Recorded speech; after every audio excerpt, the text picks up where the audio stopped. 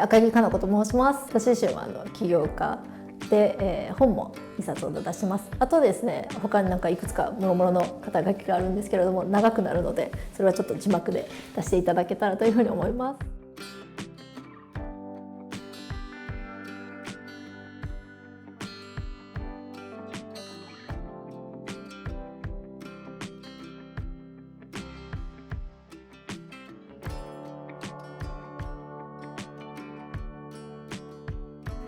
そうですね、ISEC に入っていたので ISEC の活動を頑張ってましたね。はい、で具体的に言うならばその英語をね使って海外の人と交流したいというふうに思ったので ISEC の障害担当で、滋賀の会社の方から寄付だったりなんか物資だったりのああいうのをしてもらうような交渉しに行ったりとか京大の学生さんと一緒に海外の学生さんを受け入れるっていうのをやりましたね。その時まではなんか旅行も好きだし英語も使えるしツアーコンダクターみたいな仕事がいいかなって思ったんですけど、それをやってものすごい大変だったのでツアーコンダクターはなしだっていうふうになった思い出があります。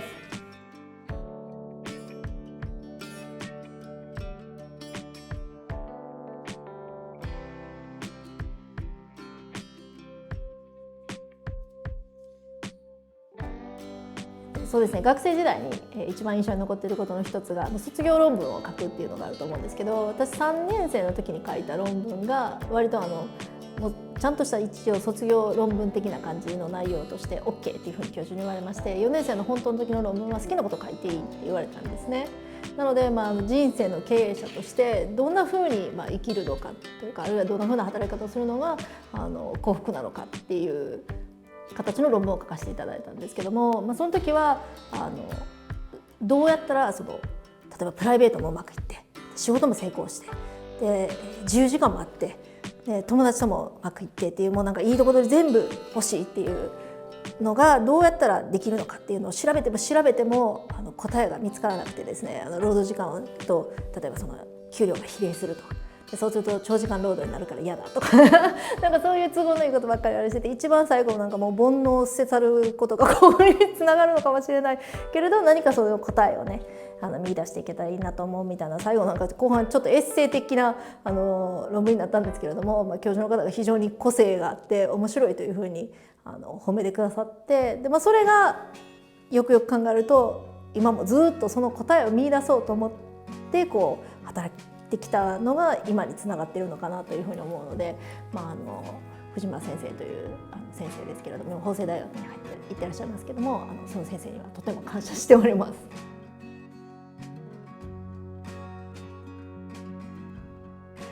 京大企業部インターナショナルはですね、すごくなんかひょんなことからっていうか、自習室で京大の大学院にいる時に、自習室で起業を考えているとか、あるいは起業してみたいなとかちょっと興味がある人たちに、例えばこのビジネスアイディアどう思うとかって聞かれたりとか、あるいは、起業したらその仕事と家庭のバランスだったり、自分のプライベートとのバランスはカナはどうやってんのとかみたいな形でいろいろ聞かれまして、で、京大の方に、京大生に向けた京大企業部というのがちょうどできて、で私そのメンターで入ってほしいということでもちろん喜んでっていうことだったんですけど、そこ日本人の、学部生の男子がほとんどだったんですね。でも自習室では留学生だったりとか、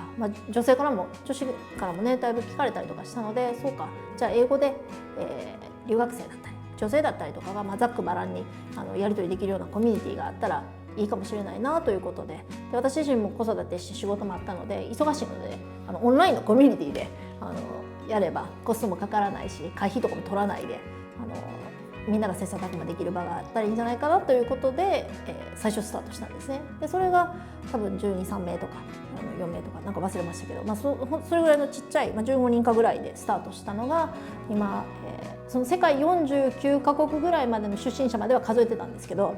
途中から面倒くさくなって今何カ国になってるかわからないですが、240、50名ぐらいに、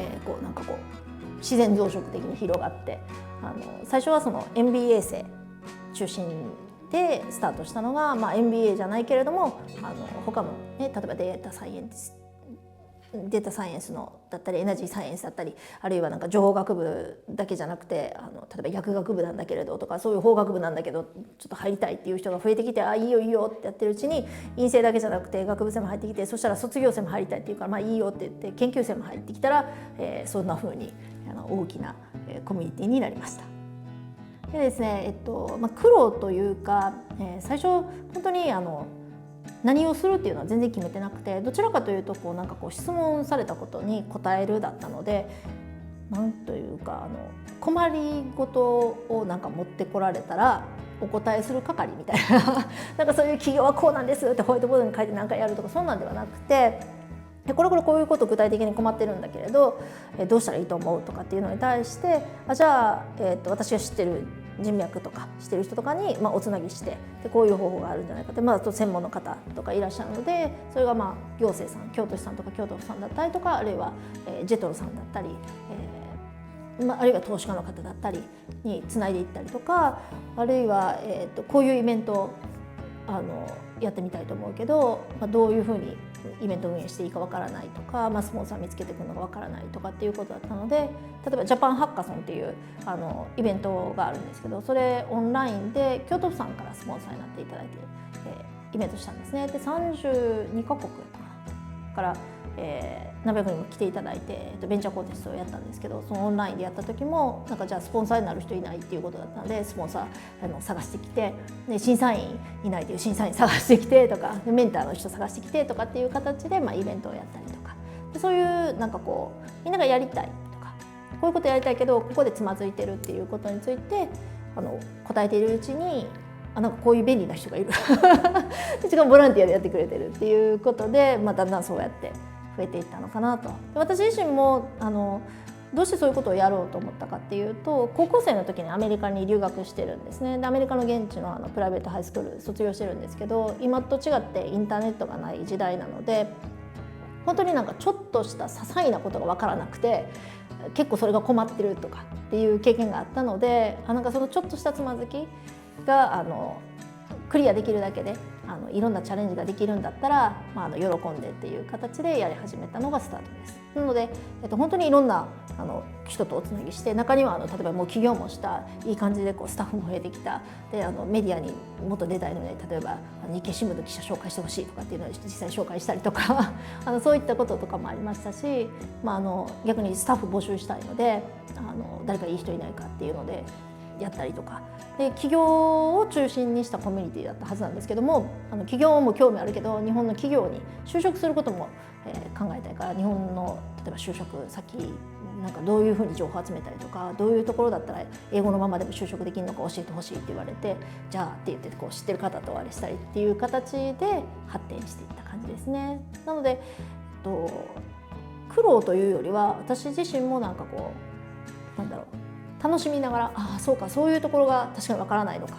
でそれでつなげていくうちにちょっと端折らせていただいた肩書きの一つでもあるんですけど、行政さんとか京都市さん、京都府さん、京都ジェトロさん、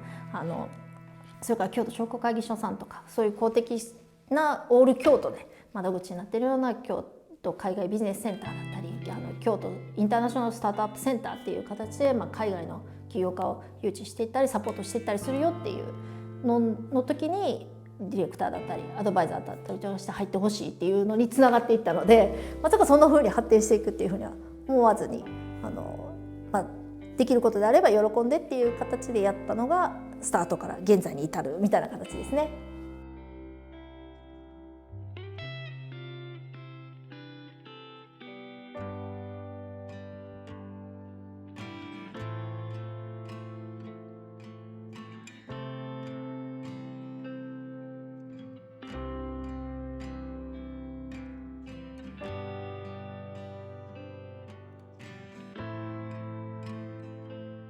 弊社の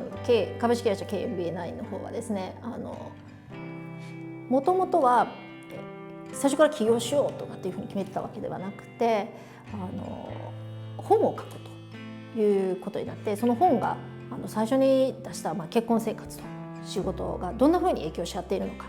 っていうことを書いたら、その本が売れまして、2万部のベストセラーになったことによって、セミナーだったり講演の依頼がたくさん来たのでじゃあ会社を立ち上げようということで立ち上げた会社なんですね。でも立ち上げてでそこから、セミナーだったり講演だったりとかしているだけじゃなくて子育てをしながら、労働時間をキュッと圧縮して、時間と場所を問わずに、子どものね例えば運動会だったり学芸会だったりとかあるいは他のイベントの時でもそれが平日であろうが休日であろうがパッとじゃあ曜日が変更になりましたっていう時に対応できるようなそういう働き方を夫婦でしたいなっていう時にデジタルビジネスをもう15年以上前ですかねからスタートしたので早かったっていうのもあってだんだんその講演活動だったりセミナー活動以外にもデジタルビジネスの方もコンサルティングしてほしいということになったのでデジタルビジネスのコンサルティングもやってます。あとは、親がビルを不動産賃貸業をしているので、その関係もあって不動産賃貸業もしています。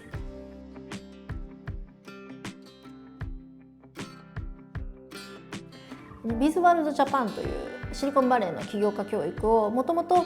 シリコンバレーの方というかアメリカの方では小学生中学生に向けて教える起業家教育プログラムがあってでこれが世界確か80カ国ぐらいで採用されているんですね。で日本ではそういうのがなくてでたまたま私の知ってる方というか友人がそれを代表として、共同代表としてやるということになって立ち上げた時はねいろんなつながりとか必要じゃないですか。だから私にできることであればということでその認定フェローといってね子どもたちに教える講師の方を育てるための講座の一つを持ってほしいということだったので、そういうのをお手伝いしたりとかしているうちに神戸の知事の方がその起業家教育プログラムを採択されて神戸の400人だったかな中学生と高校生、いろんな学校さんのがその起業家教育プログラムを受けてみるとその起業に興味があるなし関係なしにそのプログラムを受けてみて、そうするとせっかくなのでそんなに大きな人数の人が受けるので、受けた後と受ける前と、例えばどういう影響がプラスマイナスを含めてあるのかっていうのをアカデミックにその学術的に研究してみませんかと誘っていただいてで、ちょうど自分のゼミの中に兵庫県立大の准教授の人がいたんですね。なのでそのクラスメートと一緒にじゃあ一緒にやらないかということで、恩師の京大の先生にご指導いただきながらそのアカデミックに研究するっていうこともやってます。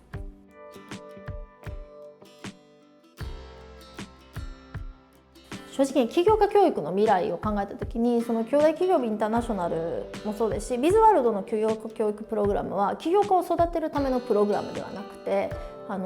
人としてこういうスキルがあると人生がより豊かになるよねっていうことを学べるものなので必ずしも起業家を育てたいっていう必ずしもというかもう起業家を育てるためのプログラムでは実はないんですね。シリコンバレーっていうと起業家を育てるみたいになってるんですけど実は違っていてで私もう一つ企業の顧問をしている会社さんも子どもたちのね探究学習の教育プログラムを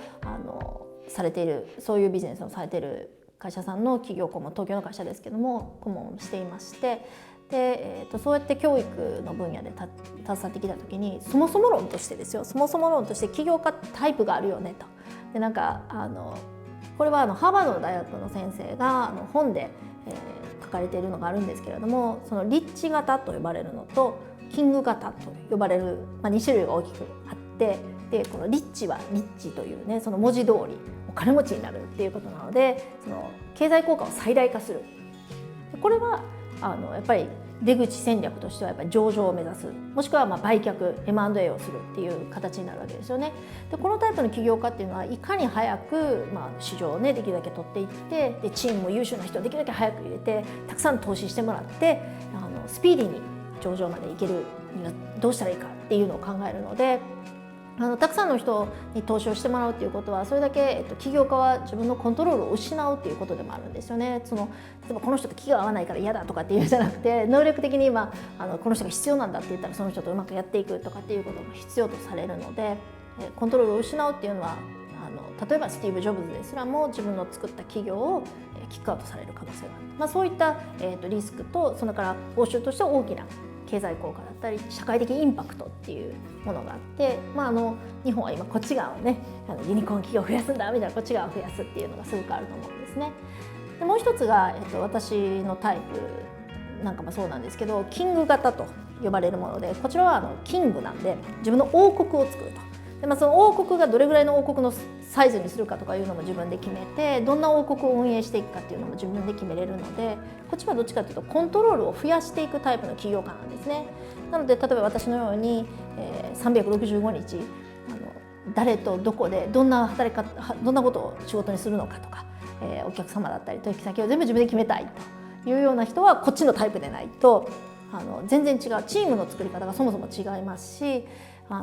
資金がどういうふうにしていかなきゃいけないかとかも全然違ってくる。で、出口も全然違うわけですね。こっちはその出口戦略ではなくて、自分の王国はどうすればより良くなるのかっていうことなので、そもそもが全然違う。でもただ残念ながら、今その MBA だったりとかその起業家教育っていうのはそういう基本的なこと、どっちかっていうとどういうビジネスアイデアだったら市場に受け入れられるかとか、どういうプレゼンをしたら、投資家からお金がもらえるかとか、そういった話は結構あると思うんですが、その起業家自身のライフプランがどういうライフプランがいいのか、例えばプライベートもある程度充実させたいとか、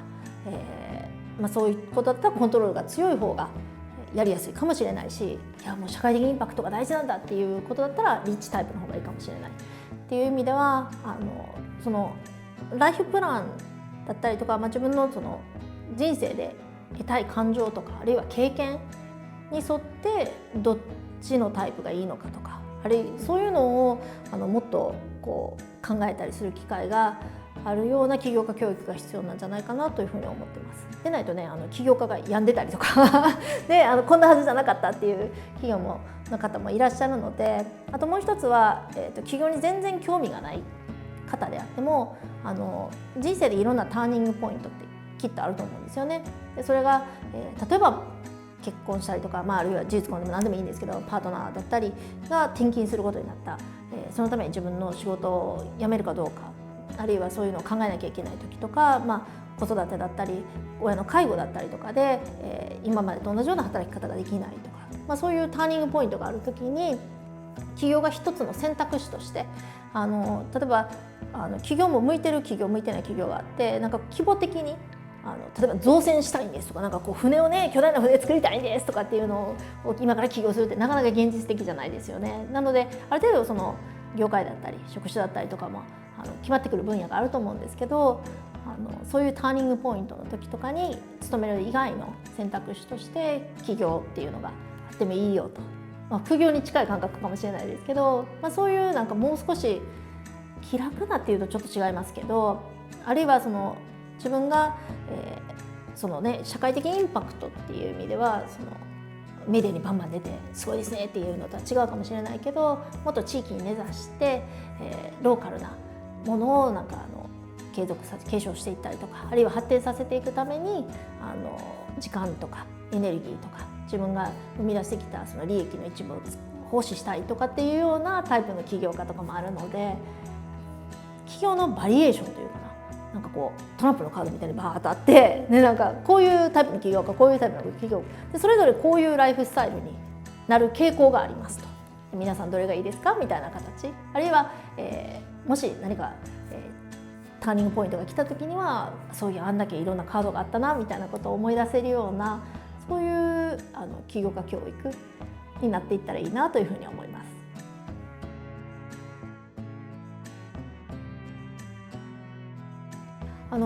企業に働くメリットデメリットの前に向いてる向いてないもあると思うんですよね。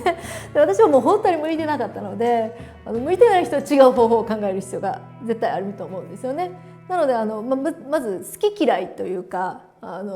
人生で働く時間って結構長かったりとか、労働時間がキュッと短くなってもそれなりにやっぱりやりがいだったり達成感だったりチャレンジをするとかっていう意味では楽しい部分だったり苦労ではなくて生きてる面白さみたいなのも仕事を通じて感じられるところたくさんあると思うので、その時に向き不向き、あるいは自分のやりたいことが企業でしかできないことなのか企業に勤めることでねしかできないことなのか、あるいはその起業した方ができることなのかっていうのもありますし、ただライフスタイルのコントロールが効きやすいという意味では、そのリッチタイプではなくて、リッチタイプの人はね上場するまではもう死ぬ気で働いてくださいみたいなところがあるので、そっちじゃなくて、キングタイプであれば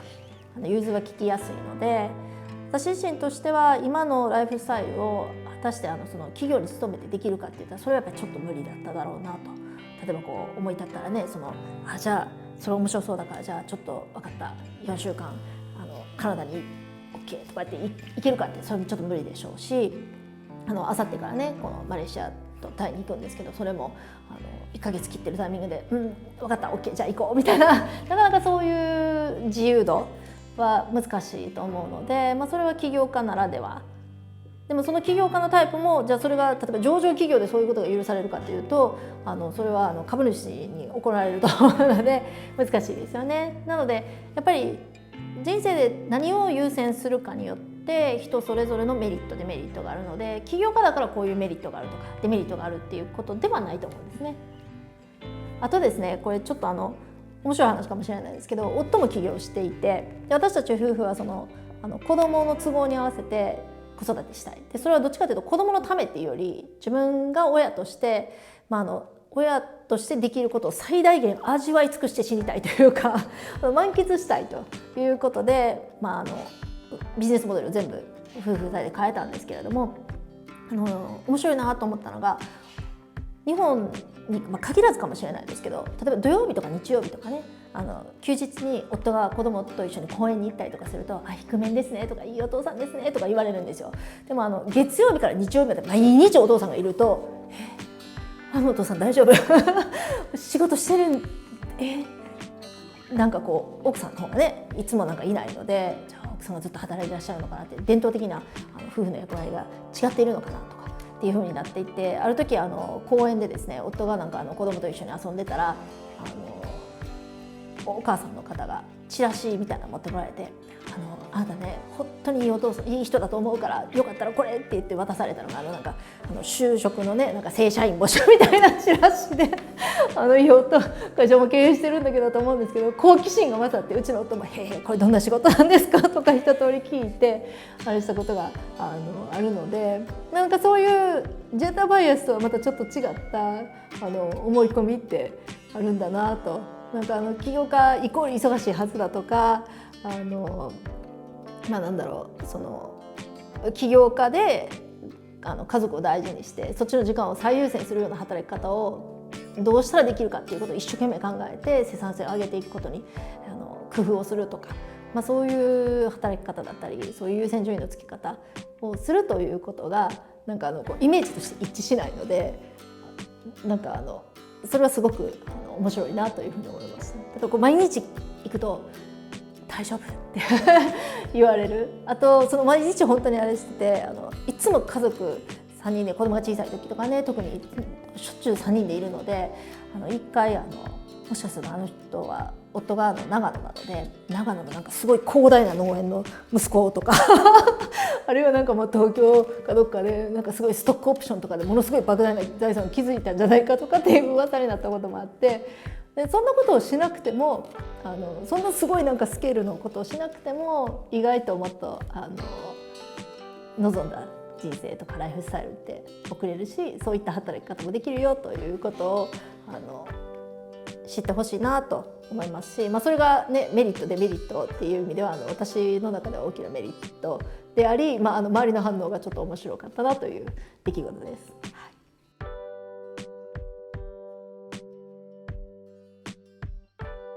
事業の立ち上げで、苦労っていうと、起業される方みんなそうだと思うんですけど、最初経営が安定しないっていうのが必ずきっとあると思うんですよね。でその時に、何が当たるかわからないので、これだんだん慣れてくると思うんですけど、大きくバーンと投資してこけたら大変なことになるので、ちょっとずつ早い段階で市場にちょっとずつお試しして、フィードバックをもらいながら発展させていくっていうことがあると思うんですね。でそれが別に苦労っていうよりは、面白さでもあり、こういうことやったらきっと喜んでくれるんじゃないかなっていうのが本当に喜んでくれたりとかすごくやりがいがありますし、あと、何かね自分のアイデアとか考え方とか経験だったりとかをシェアしたことによってその聞いてくださった方とかが実際にその自分の夢を叶えられたりとかしたこととかをね、報告していただいたりとかすると本当に嬉しくなるし幸せな気持ちになるので、そういうのは本当にやりがいとしてありますね。で苦労もねそういう例えばアップダウンとかも今だったら例えばオンラインだったらサブスクリプションのビジネスとかもできますし、あと、どういう種のまき方をするかにもよると思うんですね。で種をまいた時に、すぐに現金化したい回収したいんだっていうと貝割れ大根みたいなちょっとしたで豆苗ぐらいしかできないかもしれない。3回ぐらいしたらもう終わってしまうかもしれないですけど、もうちょっとじっくり関係者の方とかお客様と付き合っていって、後ろへね回収するのを伸ばしていけば伸ばしていくほど時間はかかりますけど大きな木になって、実りになっていくとかっていうところもあるので、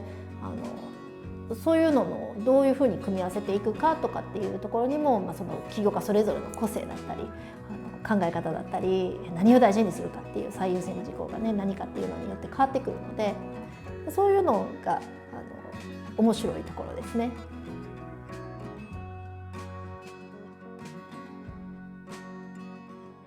私が大学生だった時に仕事って苦労してなんぼっていうことはないですけど我慢量で給料が払われるみたいなこと言われたりとかね、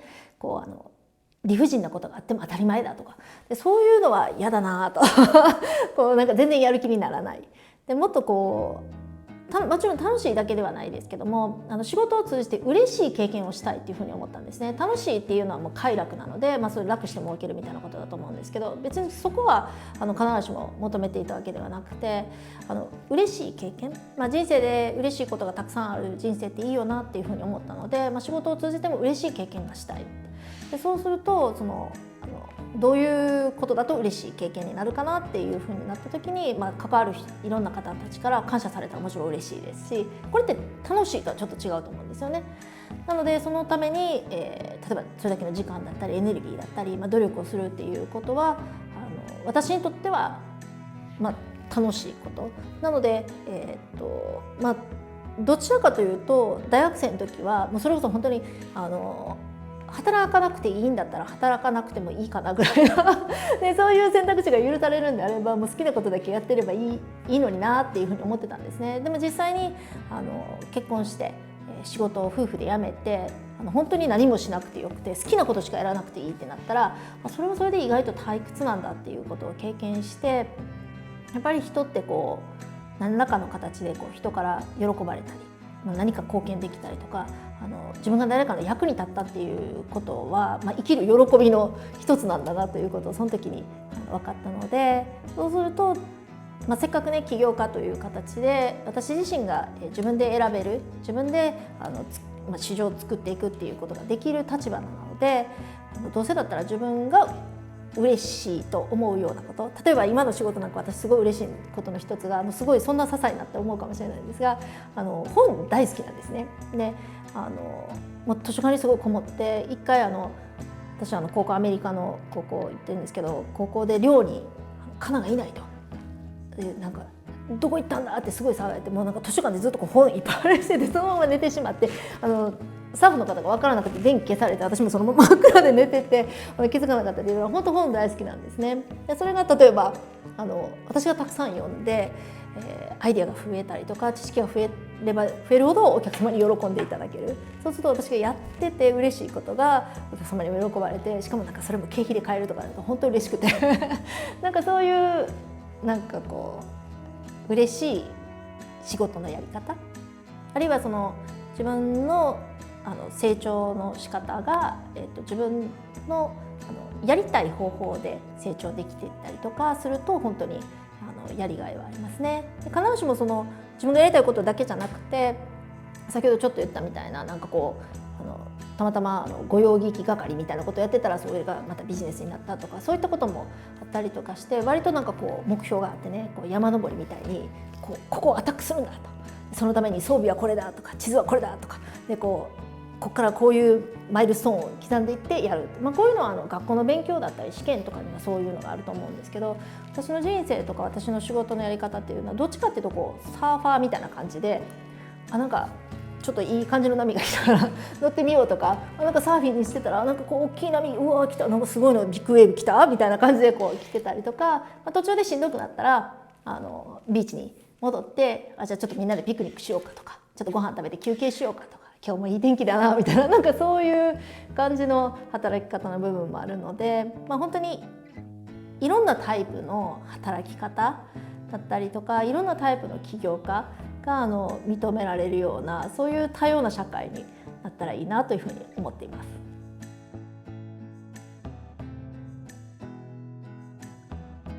滋賀大生の皆さん、なんかねこう曲めいたことってあまり言えないと思いますし、立場もそれぞれ違うので何が参考になるかなっていう時に、先ほどちょっと講演させてもらった時にも言った「寄り道もまた道だ」と、これ私が言ってるセリフではなくて、私が両親からねもらった絵があるんですね。でそれに「寄り道もまた道」って書いてあって、でどういう絵かっていうと、こううさぎと亀がいて、でこううさぎと亀が競争する山が描かれてるんですけど、うさぎと亀は競争するのをやめて桜の木の下で2人でなんかいい感じでほろ酔いになって宴会しているっていう絵なんですね。で人生でそのねこう一歩ずつこうどんどん成長していくっていう、それは一種競争的なことがあって、で、そこのやりがいももちろん人生の中ではあるけれど、どこかでねたまにはそのうさぎと亀が宴会したことによって、仲良しになったことによって、もしかしたらチームになってそこから新しいビジネスが始まるかもしれないみたいな形で、一瞬寄り道に思えることが敵だった人がなんか仲間になっていくとか、そういったこともあったりとかもするので、損得で考えるっていうよりは、特にこれからこう未来が読めない文化の時代なので、そういう時こそなんかこう自分の中での好奇心みたいなのを、遊び心みたいなのをねちょっと大事にしていただいて、なんかちょっと面白そうとか、なんかあんまり興味ないけども、せっかく来た縁だからみたいな形で乗ってみると、意外な才能とか意外な展開によってですね、自分の願ってたことがその山登りのルートアタックでは全く想定してなかった、山登っていかなきゃいけないと思ってたのに、なんかちょっと好奇心で乗ってみたらヘリでもうすぐ頂上まで行ってもらえたとそういう遠回りしてるはずだったのに近道になった、ヘリポートまで行くっていう遠回りしてて、山遠ざかっていくと思ったら実はそっちが早く行けたっていう、ただなんかそういうことって人生で起こったりもするので、プロセスそのものをぜひ楽しんで毎日過ごしていただけたらいいなというふうに思います。本日はこのような機会をいただきありがとうございました。こちらこそありがとうございました。